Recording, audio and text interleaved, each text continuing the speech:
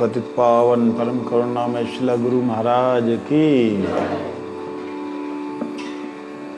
हम लोग सौभाग्यशाली हैं।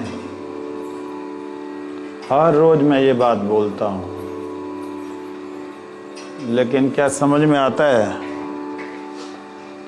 सौभाग्यशाली का क्या मतलब होता है?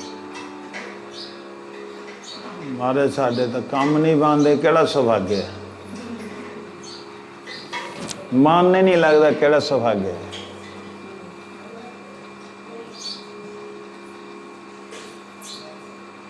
सौभाग्यशाली का मतलब ही है कि परम सौभाग्य भगवान ने आपको अपना लिया है। उन्होंने अपना लिया तो फिर तो सारे सुविधाएं होनी चाहिए। कहते भगवान जब अपनाते हैं ना किसी को, के अंदर भगवान दा प्यारा हो गया। क्या सुविधाएं साथ में होती हैं? भगवान का प्यारा होने का क्या मतलब होता है? तो कुछ लेके जाता है। तो भगवान जिसको प्यार करेंगे उसको संसार की कोई सुविधा देंगे कि फंस जाए? तो ध्रुव जी को क्यों दी? उसको तो राजा बना दिया। जोल शेष अच्छे जोल शेष, उसको तो राजा बना दिया। हमको ही रंग क्यों बना के रखा है? कहते ध्रुव जी बोलते हैं, ये प्रभु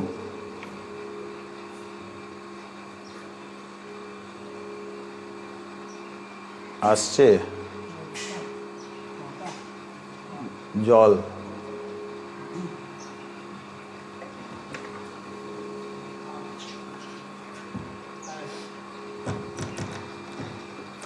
हे प्रभु, आपने मेरी वंचना कर दी। वंचना मतलब हमको वंचित कर दिया। किससे? अपने प्रेम से। क्योंकि अगर आप किसी से प्रेम करते हो तो जग जंजाल उससे छुड़ा लेते हो। आपने तो मेरे को राजा बना दिया, मेरे को तो जग जंजाल में डाल दिया, फंसा दिया। आपका प्रेम कैसा प्रेम है? मैंने अज्ञानता की, मैंने गलती की, आपसे संसार का राजत्व मांगा कि मैं राजा बन जाऊं। मेरे पिता जैसा राज्य हो तो बच्चों से कैसे प्रेम करना होता मैं बताऊंगा। मेरे मन में दुर्भावना थी, लेकिन आप तो अंतर्यामी हैं। आप जिससे प्रेम करते तो देंगे नहीं? देंगे?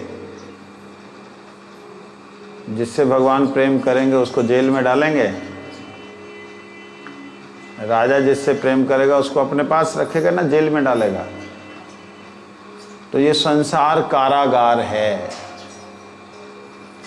इस कारागार में हम परम सौभाग्यशाली हैं कि हमको भगवान ने कई चीजें नहीं दी जिसके लिए हमने बड़ा प्रयास किया। किसी को संतान नहीं दी, किसी को पैसा नहीं दिया, किसी को कोठी बंगला नहीं दिया, लेकिन इतना प्रेम कि उसको अपने भक्त का संग दे दिया। सद्गुरु भगवान के जो भक्त होते हैं, ऐसे भक्त जो भगवान की सेवा में रहते हैं, उनको मेरे गुरु के रूप में भेजा। इससे ज़्यादा और कृपा क्या होगी? इससे ज़्यादा और भाग्य क्या होगा? इससे ज़्यादा तो सौभाग्य कोई हो नहीं सकता। तो इसीलिए कहते हैं वो लोग परम सौभाग्यशाली हैं जिनको शुद्ध भक्तों की कृपा मिली है।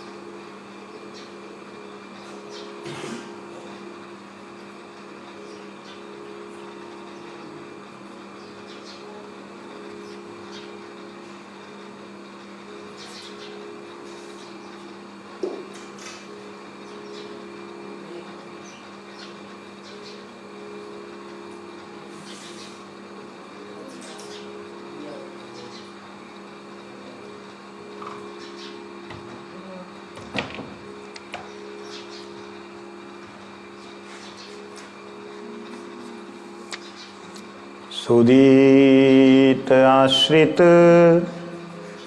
जनार्तिराशये रम्य चिदघन सुख स्वरूपिणे नाम गोकुल महोत्सवायते कृष्ण पूर्ण वपुषे नमो नमः। हे आश्रित जनों के पीड़ा समूह को नष्ट करने वाले, रमणीय सच्चिदानंद स्वरूप वाले, गोकुल के महोत्सव स्वरूप एवं व्यापक स्वरूप वाले, कृष्ण नाम व्यापक स्वरूप वाले, हे कृष्ण नाम पूर्वोक्त गुण विशिष्ट आपके प्रति मेरा बार बार नमस्कार है। आश्रित जनेर सब आरती नाश करी अति रम्य चिद घन स्वरूपे विहरी गोकुलीर महोत्सव कृष्ण पूर्ण रूप है न नामे नमी प्रेम पाई अपरूप। नाम कीर्तने है सर्वनर्थ नाश सर्व सुहोदय कृष्ण प्रेमेर उल्लास। भगवान के नाम की महिमा बोल रहे हैं कि हे कृष्ण नाम, हे कृष्ण नाम, आपके चरणों में मेरा प्रणाम है। तो कृष्ण नाम का भी कोई चरण होते हैं क्या? हम तो कृष्ण ऐसे करके लिखते हैं, है ना?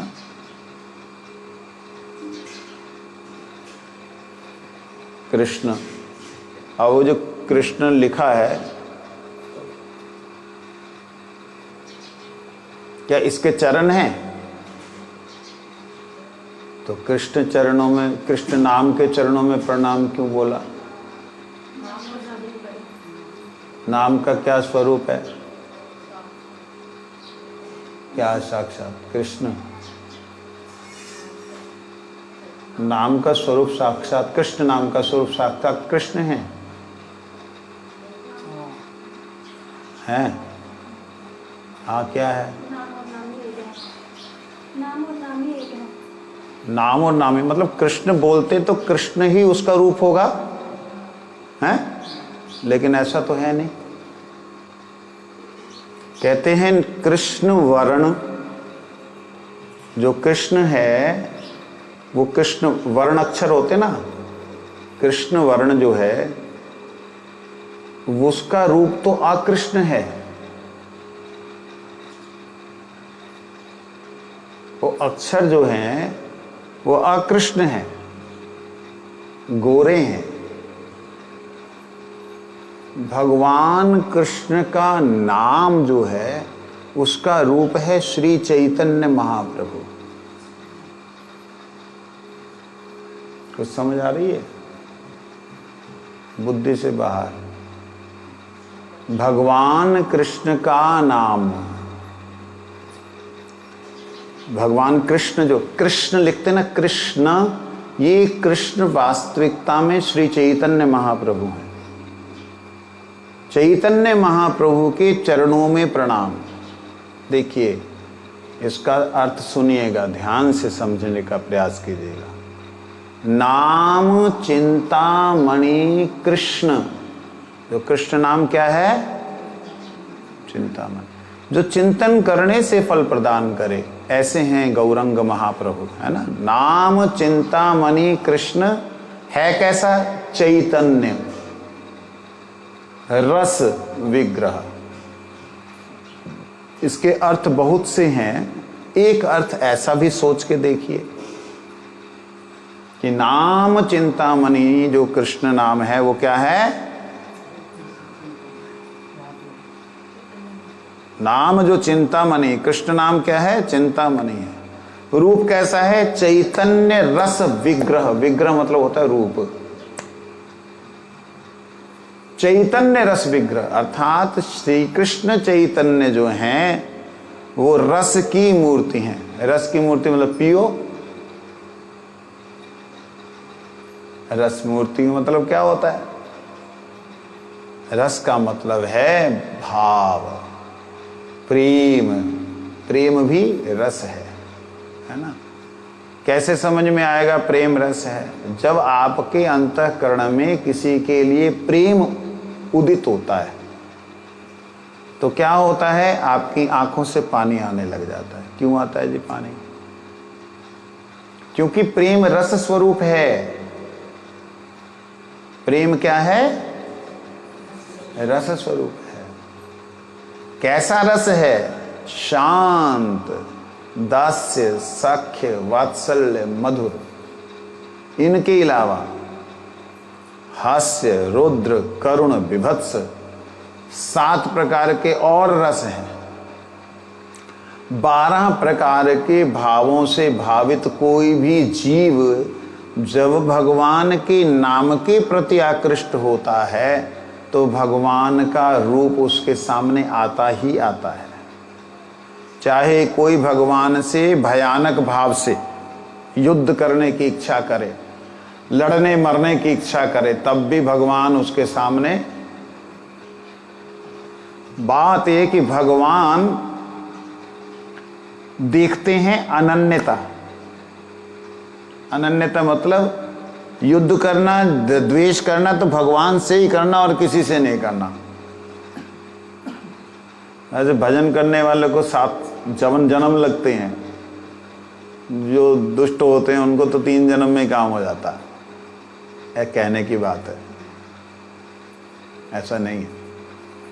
तो चैतन्य रस विग्रह कहने का मतलब है कि महाप्रभु जो हैं वो साक्षात कृष्ण नाम ही अवतीर्ण हुए। कैसे हम इस बात को मान सकते हैं, कैसे कह सकते हैं? इसका दूसरा एक भाव देखिए। कृष्ण नाम कैसा है? किसी भी पतित से पतित जीव के मुख से वह निकल सकता है। निकलता है ना? कैसे निकलता है? ए तू रुक जा कृष्ण, तेरे को मैं अभी आग लगाऊं। निकला उसके मुंह से कृष्ण नाम। गुस्से में हो चाहे कैसे हो, पतित से पतित, दुष्ट से दुष्ट जीव के मुख से भगवान कृष्ण का नाम जब निकलता है तो उसका कल्याण होना शुरू हो जाता है। तो चैतन्य महाप्रभु ने क्या किया है? अधम पतित जीवेर द्वारे द्वारे गिया, हरिनाम महामंत्र देन। हरिनाम महामंत्र उनको लुटा रहे हैं, मतलब अपना प्रेम लुटा रहे। कृष्ण नाम जो करता है वही चैतन्य महाप्रभु कर रहे हैं। नहीं तो कृष्ण तो किसी कपटी को, किसी छली को अपने पास खड़े नहीं होना देते। मोही कपट छल छिद्रणा बाबा, हट भाग यहाँ से, मेरे को कपट चपट कुछ नहीं अच्छा लगता, बिल्कुल शुद्ध हो गया। कृष्ण तो ऐसे हैं।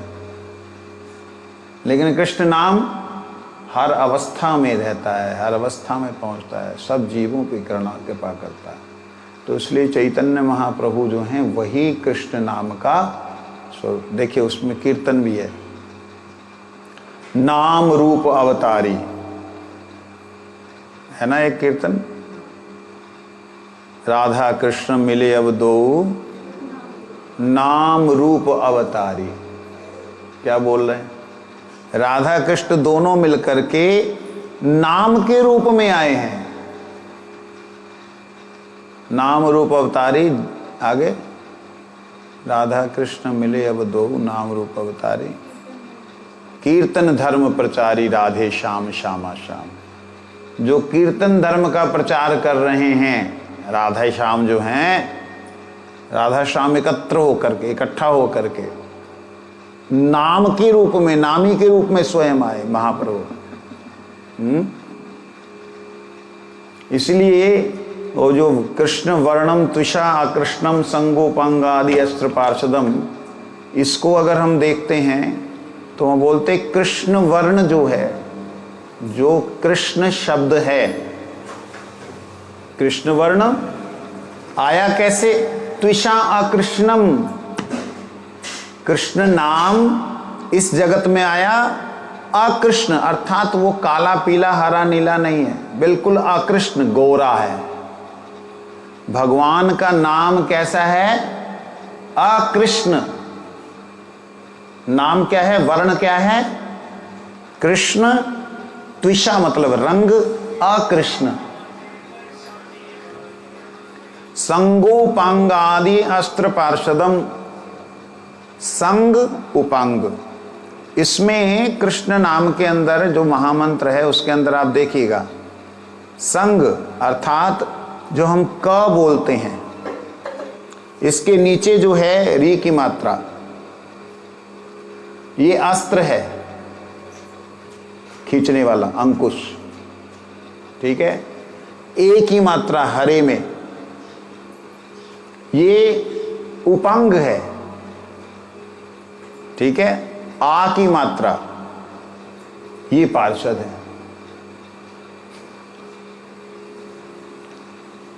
कृष्ण नाम ही गौर वर्ण के रूप में अकृष्ण होकर के कलयुग में कृष्ण वर्णम त्विषा अकृष्णं संगोपांग आदि अस्त्र पार्षदम संकीर्तन यज्ञ पराय यजंती ही सुमेध, इस कृष्ण नाम को कीर्तन के द्वारा सुमेधा व्यक्ति यजन करते हैं। कुछ आप लोगों के दिमाग से बाहर की बातें हो रही हैं, ऐसे लग रहा है ना। बिल्कुल सरल भाषा में बोलूं तो मोटी मोटी बात, भगवान जी का नाम, उनके चरणों की वंदना की गई है। भगवान के नाम के चरणों की वंदना मतलब श्री चैतन्य महाप्रभु की वंदना। नाम साक्षात चैतन्य महाप्रभु हैं, चैतन्य महाप्रभु साक्षात कृष्ण है, ठीक है जी। तो इसलिए जब नाम के, जैसे अभी इस वक्त हमारे पास रोशनी आ रही है, प्रकाश सीधा आ रहा है, हमारे ऊपर पड़ रहा है, इस प्रकाश को आप जब जल चढ़ाओगे तो क्या इस सूरज को मिलेगा? मिलेगा? नहीं मिलेगा। कोई मिलने वाला भी है बोल दे कि हाँ जी मिलेगा। कोई तो ऐसा हाथ खड़ा कर दो कि हाँ जी सूरज को मिलेगा। कोई नहीं बोल रहा। डायरेक्ट मिलेगा। कैसे मिलेगा? देखो, आप डाल दो बाहर पानी, 2-4 मिनट बाद ही सूख जाएगा। सूख के जाएगा किधर? वाष्प बनेगा। वाष्प बन के किधर जाएगा? डायरेक्ट हो रहा है ना वो तो काम। वाष्प बन के कहाँ गया? ऑक्सीजन नीचे रह गया, हाइड्रोजन कहाँ चला गया? ऊपर। ऊपर किसके पास? सूरज के पास।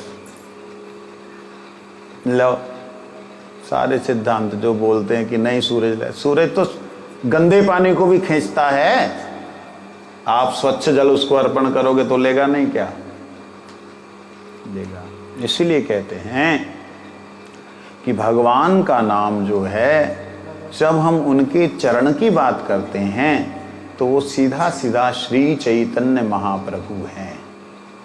और चैतन्य महाप्रभु के जब चरणों की बात करते हैं तो वो सीधे सीधे चैतन्य महाप्रभु के परिकरगण, उनके पार्षद हैं। समझ लगी? तो जब हम भगवान के मतलब नाम के चरणों की वंदना कर रहे हैं तो समझ लीजिए आप वैष्णव वंदना कर रहे हैं। क्या कर रहे हैं? भगवान के नाम के चरणों की वंदना मतलब वैष्णव वंदना कर रहे हैं। भगवान के नाम चैतन्य महाप्रभु जी, चैतन्य महाप्रभु के चरणों की वंदना मतलब वैष्णव वंदना। अब चैतन्य महाप्रभु की जब आप वंदना कर रहे हैं, चरणों की तो होगी, चैतन्य महाप्रभु की वंदना कर रहे हैं तो आप डायरेक्ट साक्षात श्री कृष्ण की सेवा कर रहे हैं। हरे कृष्ण महामंत्र चैतन्य महाप्रभु का स्वरूप है, क्यों? इसमें जुगल हैं, अंदर कृष्ण बाहर गोरे, भीतर में कौन? कृष्ण बाहर गौर। राधा रानी का भाव, राधा रानी की कांति। तो हरे कृष्ण जो महामंत्र है ये वास्तविकता में युगल मंत्र है, अर्थात महाप्रभु का मंत्र है, महाप्रभु का ही स्वरूप है, मिलित स्वरूप। तो कहते हैं सुदीत आश्रित जनार्तिराशय, स उदित आश्रित जनार्तिराशय। हे कृष्ण नाम आप जो भी आपके आश्रित होता है, इमीडिएट, तुरंत, सद्य, स उदित अर्थात सद्य, उदित, एकदम तुरंत उसके जितने भी कष्ट होते हैं उस सारे कष्टों को एकदम खत्म कर देते हैं, एकदम ही नहीं, थोड़ा बहुत तो रह जाता है, थोड़ा तो रह ही जाता है, कितना ही भजन कर लो क्लेश तो रह ही जाता है। समझ लो कि अगर आपको भजन करने में क्लेश नजर आ रहा है तो आपका भजन नहीं हुआ, भगवान का नाम अभी उदित नहीं हुआ। सूरज के उदित होने से पहले अंधेरा रहता है, सूरज की किरणें अभी नहीं आई, किरणें नहीं आने के ठीक पहले क्या अंधेरा होता है? नहीं रहता। सूरज की किरणों के आने से पहले ही उसके आभास से ही अंधेरा भाग जाता है कि नहीं? सूरज दियां किरणा तो बाद चक्खां च पैंदियां ने, उससे पहले ही तंदे नेरा नहीं होता। तो कहते हैं भगवान के उदित होते, नाम के उदित होते ही सारा क्लेश कष्ट दूर हो जाता है। फिर आप कैसे दिखाई देते? रम्य चिद घन सुख स्वरूपी ने।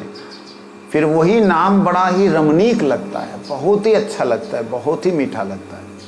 अच्छा जी, हमारे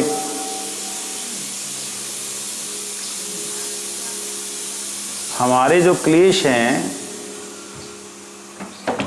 वो दूर नहीं हुए, ठीक है जी, नाम उदित नहीं हुआ।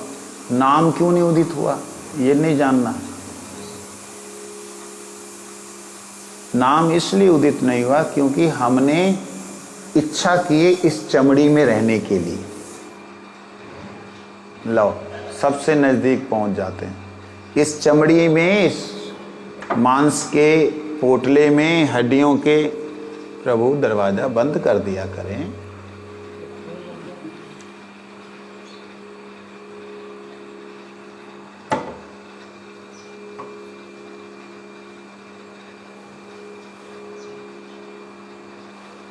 हमने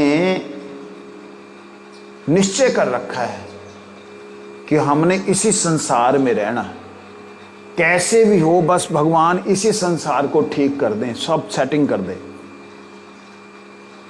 हमारे बाप रहे नहीं, दादे रहे नहीं, परदादे रहे नहीं, हमने रहना है।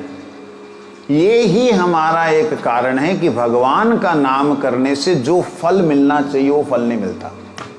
फल क्या मिलना चाहिए? हमको इस संसार से निकालना है भगवान के नाम ने। हम इस संसार में रहना चाहते हैं, मतलब ऐसे ना करके ऐसे किया, डालो प्रभु जी, डालो प्रभु जी, डालो प्रभु जी। भगवान कहते ठीक है मेरी तरफ से आ रहा है, लेकिन जिस दिन तू सीधा होगा उस दिन भरेगा। उधर से तो बराबर आ रहा है ना? तो ऐसे कहते हैं कि तुरंत आरती को भगवान का नाम नाश करता है, परंतु जीव अपनी आरती को तो समझे। आरती का मतलब क्या होता है ना? आरती को नाश करते हैं भगवान। तो आप जो आरती करते हो उसको भगवान क्या करते? यही लिखा है।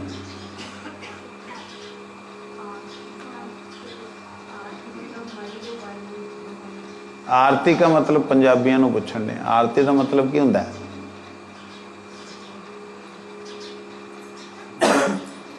आरती का मतलब यही होता है ना, धूप दिखाने दीप जलाना, है ना। आरती का आर्त आर्त आर्त, कष्ट में भगवान से प्रार्थना करनी है, प्रभु मेरे को अब ले लो। इसको बोलते हैं आर्त भाव, इसको बोलते आर्तनाद, इसको बोलते आरती। समझे? तो भगवान की आरती उतारते मतलब भगवान को क्लेश है, हम वो उतारते हैं भगवान के। हाँ, आरती उतारते हैं, उसका मतलब यही है कि भगवान अभी गैया चरा के आए हैं, उनको क्लेश हुआ है, उसको उतार दें, नज़र उतार दें। आरती ऐसे होती है।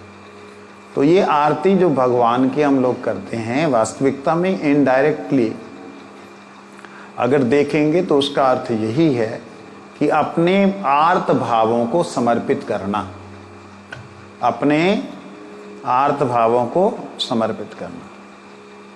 तो हमारे आर्त भाव क्या हैं? संसार। वास्तविकता में हमने अपनी आरती समझी नहीं है, हमारी आरती है क्या, हमारा क्लेश क्या है, हमने समझा नहीं है। अच्छा, आप में से कौन अभी मरना चाहता, बोलो, हाथ खड़ा करो।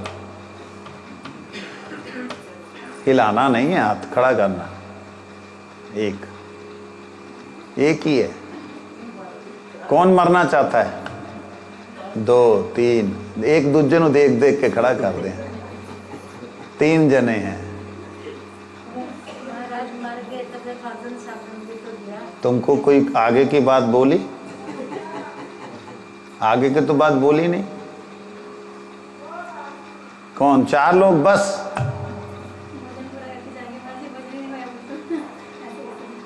और तुम भजन पूरा कर लोगे? समर्थ है। जिस दिन हमारे अंतःकरण में मरने की आशा आ जाएगी कि हे कृष्ण अब मैं नहीं रहना चाहती, उस दिन भजन शुरू होगा। समझ लेना, जिस दिन ये भाव आ जाएगा कि अब मेरे को आर नाही भालो लागे संसार, जन्म मरण जरा जे संसारे आछे भरा, ताहे बोलो किवा आछे सार, आर नाही लागे भालो लागे संसार। जिस दिन ये भावना आ जाएगी मुझे अब अच्छा नहीं लगता है ठाकुर, बस अब जीने की इच्छा नहीं है, ले चलो। ये ले चलो वाला भाव जब तक नहीं आएगा तब तक भजन शुरू कहां से हुआ? आरती तो यही है, कष्ट तो यही है कि आपसे दूर हूं,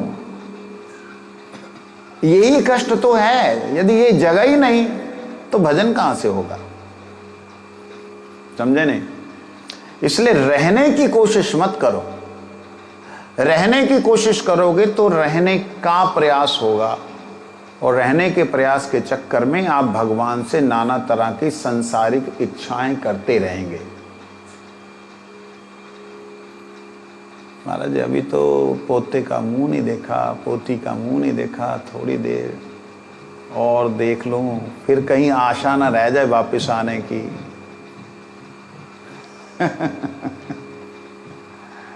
अभी अभी तो शादी की है, अभी पोता हुआ है, थोड़ा चलना सीख ले उसके बाद जाऊं।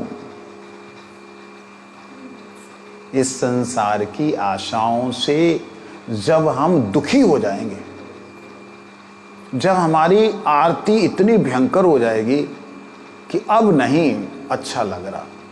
देखिए, ये आपने हाथ तो खड़ा कर दिया, लेकिन अंतःकरण में ये तड़फ आ जाए कि नाथ सचमुच में अब ले चलो परली पार, जहां विराजे राधिका रानी अलबेली सरकार, कन्हैया ले चल परली पार। ये प्रार्थना जब आनी शुरू हो जाएगी तब ये बात होगी, स उदित आश्रित जनार्तिराशये। आप सारी की सारी जो कष्ट हैं, क्लेश हैं, उनको नष्ट कर देते हैं। हम क्लेशों को, ध्यान दीजिए, बार बार बोल रहा हूं, हाथ जोड़ के निवेदन करो, क्लेशों को, संसार में होने वाले क्लेश यदि समझते रहोगे तब तक वह क्लेश ही रहेंगे। यहां पे आरती का मतलब है अंतःकरण का आर्त भाव, अंतःकरण की नाद जो है, अंतःकरण का पीड़ा जो है। कल्पना करके देखो, आपको ऐसे कमरे में नहीं, ऐसी खाई में नहीं, ऐसी सुरंग में घुसा दिया जाए जहां पर तारे तूरे छोड़ दो, सूरज चांद छोड़ दो, किसी की रोशनी कभी पहुंची नहीं हो। कल्पना करके देखो, उस जगह पे जहां ना पानी मिल रहा हो, ना हवा मिल रही हो, आपकी हालत क्या होगी? कैसे तड़फोगे? आप चाहोगे वहीं रहना? आत्मा इस वक्त इसी स्थिति में हृदय में बैठी है बेचारी, आत्मा इसी स्थिति में बैठी हुई है। क्या कुछ अनुभव हो रहा है? नहीं, क्योंकि हम अपने मन और बुद्धि के द्वारा शरीर से अनुभव कर रहे हैं। इसलिए उसका कष्ट, मतलब स्वयं का कष्ट हमें महसूस नहीं हो रहा, क्योंकि हमारा मन बुद्धि ने हमको बाहर दिखा रखा, ये हमारे महाराज जी हैं, ये हमारा मठ है, ये हमारा गिरिराज जी हैं, ये हमारे ठाकुर जी हैं, ये बाहर मन ने दिखला रखा है खेल। इस सारे का सारा खेल जिस दिन लगेगा कि ना खेल है ये, उस दिन फिर खेलने की इच्छा नहीं होगी। वो है आरती। बात समझ रहे मेरी? ऐसी आरती पैदा हो तब रम्य चिदघन सुख स्वरूपी ने, फिर उसके बाद ठाकुर जी का जो नाम है वो नृत्य करता हुआ, अर्थात महाप्रभु नृत्य करते हुए दर्शन देंगे। कैसा? सुख स्वरूपी। नाम गोकुल महोत्सवाय, यही नाम जो है वो गोकुल का महोत्सव है। गोकुल का महोत्सव मतलब, गो मतलब भक्त, गो मतलब गोलोक, उत्सव मतलब आनंद। ये नाम, जिस नाम को हम कर रहे हैं, ये नाम गोकुल का महोत्सव है। समझे नहीं? तो इस गोकुल के महोत्सव को हम कैसे समझेंगे? पूर्ण बपुषे नमो नमः। आप ऐसे नहीं है कि नाम अलग है, आप पूर्ण बपु, आप पूर्ण स्वरूप हैं। इसलिए कई लोग जो है ना, भगवान की श्री मूर्ति की पूजा नहीं करते, वो सिर्फ नाम आराधना करते हैं, नाम ही स्मरण करते हैं, नाम में ही रमण करते हैं, क्योंकि उनको नाम में साक्षात गौर सुंदर मिलित विग्रह राधा कृष्ण और राधा कृष्ण के ही दर्शन होते हैं। उनको अलग से कुछ करने की जरूरत नहीं होती। ये एक स्थिति है ना? ऐसे नहीं कि हर आदमी टोकरी में गोपाल को लिए घूम रहा है, ए रुक जा थोड़ा मैं पेशाब करके आता हूँ, पकड़ ले, और गया पेशाब करके आया तो थोड़ा हाथ धो लिया, ना कुल्ला किया, ना पैरों को धोया, ना इंद्रियों को धोया जहां से पेशाब किया, सीधा आया, लिया पकड़ा, पैंट पे लगे हुए छींटे गंदे, उसी से पकड़ के टोकरियों में घूम रहे।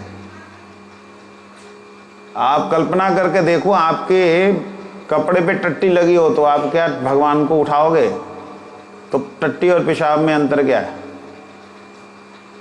कोई पवित्रता नहीं लगे। और संत, वो जो अवधूत संत हैं, उनका तो शरीर ही परम पवित्र हो जाता है। उनके शरीर से निकलने वाला पसीना, मलमूत्र भी पवित्र है। क्यों? क्योंकि उनके 24 के 24 घंटे ठाकुर जी के नाम के साथ रमन कर रहा है, नाम के साथ रमन कर रहे हैं। तो इसलिए अपने हृदय में इस संसार में रहने की इच्छा छोड़नी पड़ेगी। संसार के सुखों की तो बात मैं कर ही नहीं रहा हूं जी, संसार के रिश्ते नातेदारी के काम काज पूरे हो जाएं उनकी तो बात कर ही ना, बड़ी दूर की बात है। अपने खुद के रहने की इच्छा छोड़नी पड़ेगी। बोलो वृंदावन। ये विश्वास पक्का करना पड़ेगा कि मैंने यहां रहना नहीं है। मैंने यहां पे नहीं रहना, तो जाना कहां? हवा में। भजन करना पड़ेगा। फिर कहाँ जाना है वो लक्ष्य टारगेट क्लियर करना होगा। मैंने ठाकुर जी आपके पास ही आना है, आपको आने की जरूरत नहीं है। दो बातें होती है ना, ठाकुर जी आप आ जाओ, आपको आने की जरूरत नहीं, मैं ही आ रहा हूं। तब भगवान आते हैं, कहते रुक जा रुक जा, अभी तेरे से काम है मेरे को और थोड़ा सा। ना ना मेरा अभी कोई काम नहीं है, मैं तुम्हारे पास आ रहा हूं, और रुक जा मैं आ रहा हूं। भगवान फिर आ जाते हैं, फिर बोलते हैं देख अभी नहीं, थोड़ा रुक जा। और ये सब बातें बोल रहा हूं लेकिन किसको समझ आएगा पता नहीं। कहते हैं गोकुल, गो अर्थात भक्त, गाय नहीं, गाय तो है ही है। गो का मतलब होता है भगवान के चक्षु कर्ण नासिका, भगवान की जिह्वा, भगवान के हाथ, भगवान के चरण, भगवान के कान, भगवान के, ये जो भगवान के जो भक्त हैं वो भगवान के ही अंग होते हैं। और जो भक्त हैं वो किसी न किसी अंग से जुड़े हुए होते हैं। जैसे कोई भक्त की भावना जो है ठाकुर जी के कर्ण के कुंडलों की बनने की है, तो वो कर्ण कुंडल स्वरूप ठाकुर जी के जो है कानों में हिलमिल हिलमिल करते रहते, झिलमिल झिलमिल करते रहते। तो उन भक्तों के उत्सव को बढ़ाने वाले, उत्सव मतलब आनंद, उत्सव मतलब रास रस, उन उत्सव को बढ़ाने, रम्य चिदघन सुख स्वरूप ने, नाम गोकुल महोत्सव आए। तो इसलिए गो का मतलब ग्वाल, गो का मतलब गाय, गो का मतलब गोपी, गो का मतलब गोलोक, गो का मतलब भक्त, गो का मतलब इंद्रियां, गो का मतलब आत्मा, आत्मा। तो आत्म, इतने सिर्फ गो के अर्थ बोल रहा हूं, इतने जो हैं सारे के सारे जो अर्थ हैं उन सभी अर्थों को सार्थक करने वाले जो हैं गोकुल महोत्सव रूप हे ठाकुर जी के नाम, आपको मेरा बार बार नमस्कार है। आप पूर्ण बपू हैं, आप पूर्ण स्वरूप हैं, आपका रूप पूरा है। बपू मतलब शरीर। वंशा कल्पतरुभ्यश्च कृपा सिंधुतानां। यहाँ एक और है, यमादिभिर्योग पथे काम लोभ हतो मुहु मुकुंद सेवया यद्वत तथा अध्यात्मा न शम्यति। कहते काम क्रोध लोभ आदि दुश्मनों के वशीभूत अशांत मन जिस प्रकार मुकुंद सेवा से वशीभूत होता है, उतना यम नियम आदि अष्टांग योग मार्ग द्वारा निग्रह या शांत नहीं होता। यहाँ क्या बोल रहे हैं, ये जो काम क्रोध लोभ ये हमारे शत्रु हैं। ये क्या हैं? मित्र हैं, शत्रु हैं। भगवान की सेवा करने से जैसे ये शांत होते हैं, वैसे अष्टांग योग कर लो, तपस्या कर लो, उससे किसी से नहीं होते।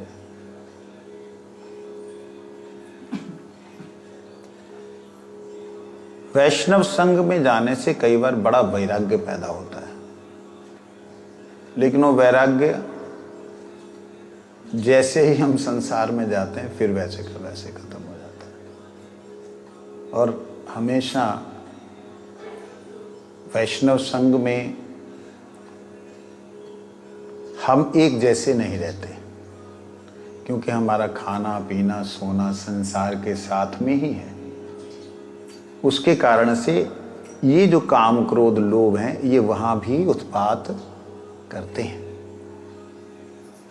ये सब जगह ही हैं। अंतर सिर्फ ये है कि यही काम कृष्ण कर्मर्पणे, लोभ साधु संग हरि कथा और अभिमान दास दासा अभिमान, इस प्रकार से भक्तिविनोद ठाकुर जी ने लिखा है, काम कृष्ण कर्मार्पणे, क्रोध भक्त द्वेषी जने, लोभ साधु संग हरि कथा, मोह भगवान के जो विरह में जो है, बिछो में मोह ऐसा हो जाए कि बस पता ही ना लगा, मोह अनुराग बिने, और उसके बाद मद दास्य भाव में, ये भगवान की सेवा में जब काम क्रोध लोभ मोह मद लग जाते हैं तभी इनका शमन होता है। नहीं तो इनको यम नियम आसन से कोई भी, क्यों जी, हमने तो देखे बड़े बड़े योगी, आपने नहीं देखे, हमने देखे, वो तो गजब है, ऐसी साधनाएं हैं उनकी, पास में बैठने से तेज अनुभव होता है, दिव्य साधनाएं, महान योगी, ऐसे दर्शन किए मैंने। तो उनका मन वगैरह शांत नहीं, हाँ उनका मन शांत होता है, परंतु भगवान की सेवा का सुख उन्हें नहीं मिल पाता, जो सेवा का आनंद है वो नहीं मिल पाता। इसलिए सेवा के आनंद का जो सुख है वो तभी संभव है जबकि आप इन दुश्मनों को अपना दोस्त बना लो, इन दुश्मनों को अपना दोस्त बना लो, और दोस्त बना के इनसे जो है भगवान की सेवा लो। काम तो मतलब होता है इच्छा, काम का मतलब संसार में शरीर के सुख की इच्छा, जहां ठाकुर जी के सेवा की इच्छा। इच्छा तो इच्छा ही है ना, काम करना है, वासना आनी है, तो वासना यही हो कृष्ण सेवा की वासना, कृष्ण के श्रृंगार को बनाने की वासना, कृष्ण सेवा की जो इच्छा है वो कहाँ, कृष्ण कर्म अर्पणे। क्रोध अपने ऊपर हुए अत्याचार में क्रोध नहीं, क्रोध भक्त द्वेषी जन है, जो भक्त का द्वेष करते हैं उनसे क्रोध। लोभ साधु संगे हरि कथा, भगवान की हरि कथा श्रवण करने में लोभ हो, है ना। वंशा कल्पतरुश्च कृपा पतितानां पावनं वैष्णवयो नमः। महान योगी थे, तो क्या हुआ, उनका तो पतन कहाँ हुआ। विश्वामित्र के चरणों को भगवान श्री राम दबा रहे, मजाक है क्या। हम लोग भक्त कितने गिर रहे हैं, टपक टपक टपक टपक करके, उनको तो देखते ही नहीं है। और जो योगी हैं उनसे अगर कोई अपनी साधना की उन्नति में जाते जाते अगर कोई भूल भी होती है ना, तो वो भूल नहीं गिनी जाती। अगर ऐसा होता, एक बात सोचने वाली बात, अगर ऐसा होता तो वही विश्वामित्र की भगवान श्री राम एक चरण दबा रहे हैं, लक्ष्मण जी एक चरण दबाते हैं? नहीं दबाते ना, क्योंकि वह एक भागवत इच्छा से, दैव इच्छा से देवताओं ने उन्हें रोका, नहीं तो वो तो नई सृष्टि खड़ी कर देते। तो देवताओं के द्वारा किया गया उत्पात वो कैसे पतन हो सकता है, वो तो देवताओं के द्वारा किया गया उत्पात है ना। क्या हुआ प्रभु,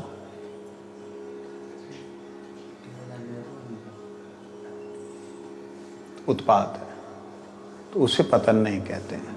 और हम एक दो को जानते हैं, ऐसे तो लाखों योगी योग शुरू करते ही गिर गए, योग शुरू करते ही गिर गए, कुछ स्थिति पे पहुंचे वहां से गिर गए। तो ये गिरना इस संसार में स्वाभाविक है, क्योंकि हम पहले से गिरे हुए हैं। उठना जरूरी है, नहीं समझे। उठना कौन कितना उठ पा रहा है वो ज्यादा जरूरी है। योग यम नियम आदि से उतना व्यक्ति का मन जो है संसार से नहीं उठता है जितना कि भगवान की सेवा से उठता है। कहने का भाव ये है, भक्ति से, भगवान में जब रुचि होने लगती है नाम भक्ति से, तब व्यक्ति का अन्य तरफ से ध्यान धीरे धीरे हटने लग जाता है। ये है सिर्फ अंतर। वहां पे तो खाली जप, खाली तप, खाली एकदम बस खाली खाली। वो खाली खाली में बेचारे जा बिल्कुल सही रहे हैं, वो उसमें थोड़ा हिल जाते हैं। और इसमें खाली खाली नहीं है, साथ में सुख भी है। शादी करनी कर लो, कोई नहीं, लेकिन भजन करो। क्या गिर गए कोई बात नहीं, भजन करो। इसमें ना बड़ी सुविधा सी दे रखी है, कोई बात नहीं, कैसे कोई भजन करो, भजन मत छोड़ो, सेवा मत छोड़ो, हरिनाम मत छोड़ो, ये बात है। उसमें ना तुम अगर गिरे तो गिर ही गए, वो कहते नहीं, गिरने के बाद भी फिर भी योग, योग भ्रष्ट हो। भगवान ने गीता में इस बात की कही है कि शुचिमताम श्रीमताम गेहे योग भ्रष्ट विजायते। ऐसा नहीं है, उसको साधारण मत समझना। उसका दोबारा जब जन्म होगा तो वह शुचिमताम श्रीमताम गेहे। शुचिमत श्रीमत के यहाँ पे, शुचि मतलब पवित्र, श्रीमत मतलब संपन्न।